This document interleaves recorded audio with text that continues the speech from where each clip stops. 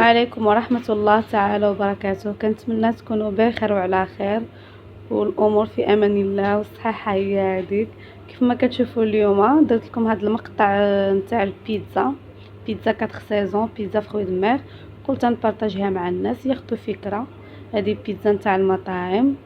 وإلا عجبكم الفيديو ما تنساوش تشتركوا عندي في القناه، تضغطوا على داك الزر الاحمر وزر الجرس باش يوصلكم ديما الجديد.